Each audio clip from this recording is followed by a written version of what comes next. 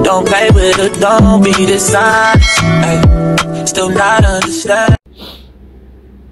Hello guys, good morning. For today's video guys, gagawa tayo ng video para sa ating mga kababayan dyan sa Cebu na gustong mag-apply papuntang Taiwan.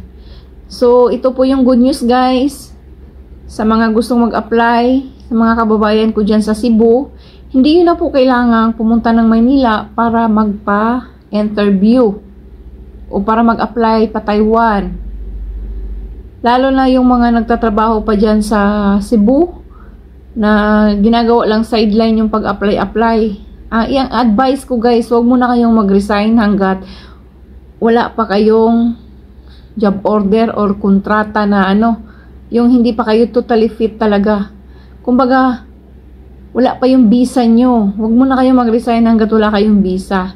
So sa mga naman na meron ng mga documents, ganyan, na walang mga trabaho dyan sa Cebu, pwede na kayong mag-direct mag-apply dyan. At ang agency po dyan ay ang GS Contractor Incorporated. So, ito po yung Facebook page nila guys at saka yung address. So, mag-apply kayo dyan guys. Tapos, meron pang agency ako dati na in-applyan, yung sa Melacom, at saka yung Grand Placement, Japman, iQuest, at saka MIP. So, may mga branch po sila sa Cebu. Pero hindi ko lang sure guys kung yung mga agency na binanggit ko na yan, kung hanggang ngayon nandyan pa rin sila sa Cebu. Pero sure ako, yung GS Contractor nandyan pa rin. So, dati ang Grand Placement na agency, yung branch nila, malapit lang sa GS. Tapos, yung Milacom naman, sa may Plaza Independencia. Yung building na yun doon sa, sa tourism. Doon yung nila sa 3rd floor. Tapos, yung iQuest naman, yung Jupman, doon sa may Jollibee, sa may gilid ng Santo Niño. Tapos, yung MIP naman, kasama sila ng Milacom na building sa may Plaza Independencia.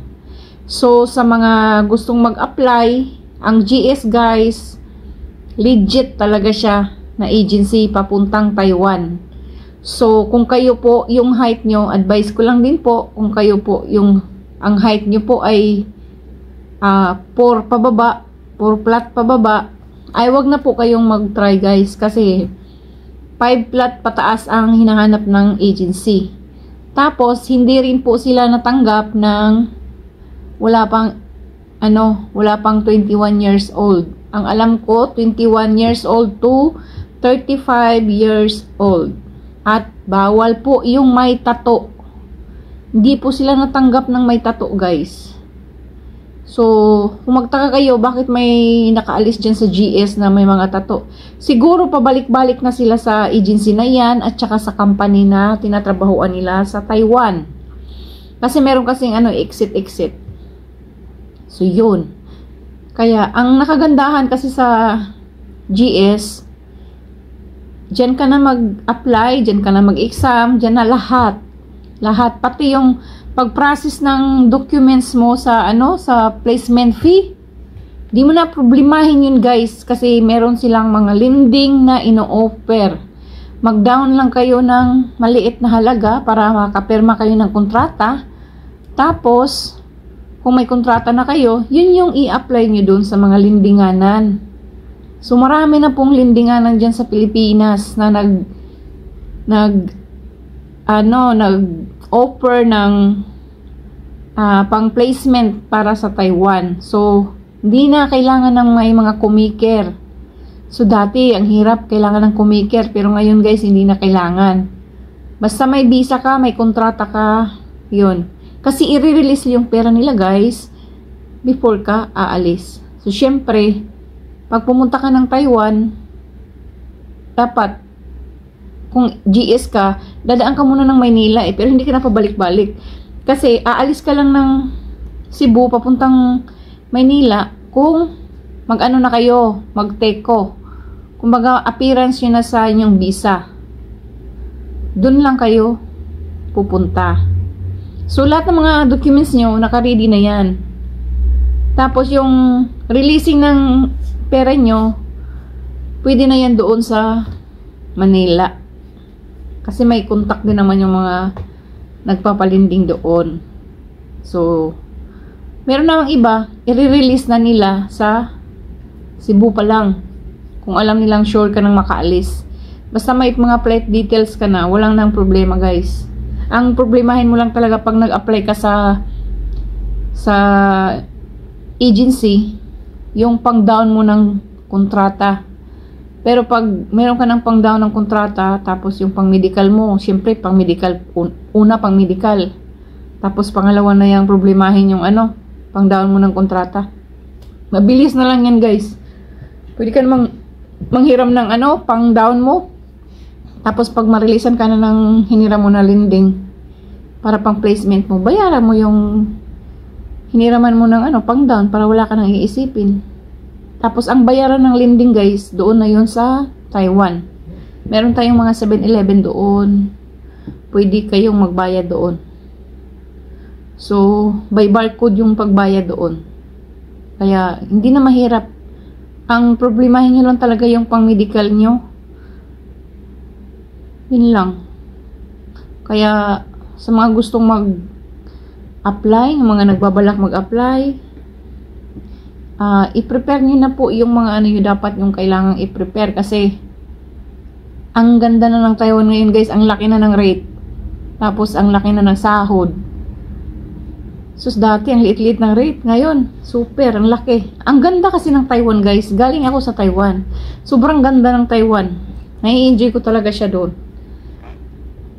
So, kung may mga tanong pa kayo guys, pwede kayong sa akin, mag-comment sa aking comment section para pwede ko rin siyang gawa ng video.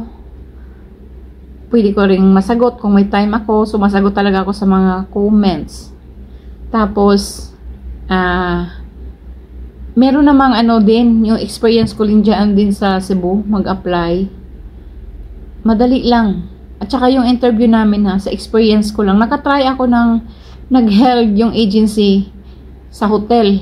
Tapos, meron naman, yung sa GS, ang interview ko naman sa GS, sa last company ko, kasi dyan ako nakaalis, through Skype.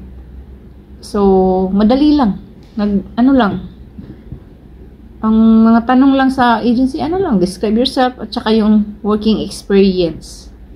But before that, before kayo i-interview, mag-exam muna kayo.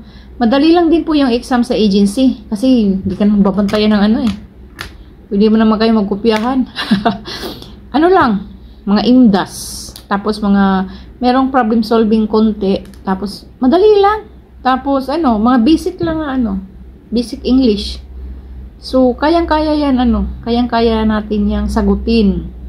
Kaya, sa mga gustong mag-apply, i-try nyo yan sa GS agency dyan sa Cebu. Kasi, hindi mo na kailangan pumunta ng Maynila para gumastos ng malaki. Pupunta ka na lang ng Maynila para para sa base sa appearance. Tapos, diretso na kayo, para sa teko, diretso na kayo, alis. So, yun lang. Kaya, yung iba na, diretso sa Manila, malaki kasi ang gastos pag dumiretso ka mag-apply sa Maynila. Kaya, kung may chance naman na dyan muna sa Cebu, at legit naman yan. Kasi, yung GS guys, marami din silang mga company sa Taiwan na mga magaganda. So, baka sa susunod na mga video natin, isi-share ko yung mga alam kong mga magagandang company sa Taiwan para meron din kayong idea. Kasi, pangit din yung apply ka lang. Kasi, gusto mo mag-Taiwan pero hindi mo alam kung yung company na yan magpangit pala or Kasi, mas maganda kung mayroon talagang mayroon kang idea sa company na yan na maganda. Siyempre, kailangan din natin ng overtime kasi malaki din yung sahod pag may overtime. 'Di ba? Kaya, maganda rin may idea ka. So, mag-apply na kayo guys. Ay, ang ganda na talaga ng Taiwan ngayon. Alam nyo ba kung pwede ko palang mag-extend dun sa Taiwan. Nag-extend ako nung nag-extend. Ang kaso lang, graduate na ako sa Taiwan kasi na-reach ko na yung 12 years sa Taiwan. Kaya ako napunta ng Hungary na naman. So, no choice ako kundi mag-exit. Kaya kayo mga balak mag-apply, mga bata pa, try nyo muna sa Taiwan, mag-explore kayo ganda sa Taiwan. Kaya lang, mag-ingat-ingat lang din yung iba doon sa Taiwan. Kasi lalo na yung iba, may mga asawa, pagdating doon, binata, dalaga. 'Di ba? Maganda ang Taiwan talaga. Ang laki na ng sahod ngayon ang rate nila malaki na din. Kasi every year sa Taiwan guys, nagtataas ng sweldo. Yung may mga deduction naman pero wala kuha pa rin siya sa laki ng sahod, hindi mo maramdaman. Meron namang mga agency na may placement fee ka dito sa Pilipinas, pagdating naman doon, i-refund naman nila. So mostly sa GS, marami yan. Yung GS agency. Pagdating doon, nila. Kasi, lalo na pong mga hawak ng Apple company. So, nire-reimburse nila yung mga gastos nyo. Pati pagkuha ng passport nyo. Basta may mga resibo kayo guys. Mga resibo nyo, wag nyong iwala. Kasi, baka ma-tiyempo kayo sa magandang company na hawak ng mga Apple company. I-refund nila yan. Wala kayong babayarang placement fee, wala kayong babayarang broker's fee, wala lahat. Anuhin nila yon. Pero syempre, pag alis nyo dyan sa Pilipinas, may bayad muna kayo. Kasi, hindi naman maglalabas ng pera yung agency na sa kanila para ma-process yung papel nyo. Kayo muna. Pagdating ng Taiwan, re-refundan kayo. Pero hindi lahat ng company nagre-refund ha. Pili lang din. So, yun lang po yung ma-share ko sa mga kababayan kong taga Cebu. So, try nyo mag-apply sa GS. Kasi nandyan pa rin hanggang ngayon yung company, yung agency na yan guys. At saka yun man sa mga nabanggit kong agency na Grand Placement, Melacom, MIP, iQuest, Japman. I-try nyo lang din mag-inquire guys kung nandyan pa rin sila sa Cebu. Kasi dati, nandyan pa sila. Matagal-tagal na rin sila dyan. Pero ngayon, wala na kasi akong contact doon. Lalo na sa Melacom. Wala na akong contact doon sa kaibigan kong nasa Melacom nagtatrabaho. So, sure ako, GS agency. Tapos, yung iba naman na gustong mag-apply ng ibang country, mag-try muna kayong mag-apply sa Piso Capital guys. Kasi doon minsan nagpo-post ng mga job order. Ng mga hiring sa Piso Capital. Ngayon, punta muna kayo doon, tsaka kayo magpunta-punta sa mga kanya-kanyang agency pag meron na kayong ideya na, itong company na to, nag-hiring, so itong agency na to, so tsaka nyo puntahan. Kasi ang GS guys, talagang sigurado ako, hanggang ngayon, nag-hire pa yan pa Taiwan, at nandyan pa rin yan sa pwesto nila yung agency nila. So, yun lang sana makatulong to sa aking mga kababayan taga Cebu.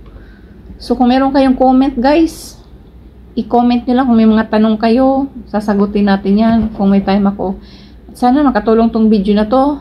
Guys, kung hindi ka pa nakasubscribe sa aking YouTube channel, baka naman, pasubscribe dyan. Wala namang bayad yan. Libre lang yan, guys. Tulong na rin sa akin. Para ma-update kita. Kung meron akong mga bagong video, ma-update kita kasi nakasubscribe ka sa aking YouTube channel. And thank you sa lahat ng nag-subscribe sa akin at saka nag-like and nag-share. Thank you so much sa inyong lahat. So, yun lang muna guys. Abangan nyo yung mga susunod nating video. So, thank you. God bless everyone.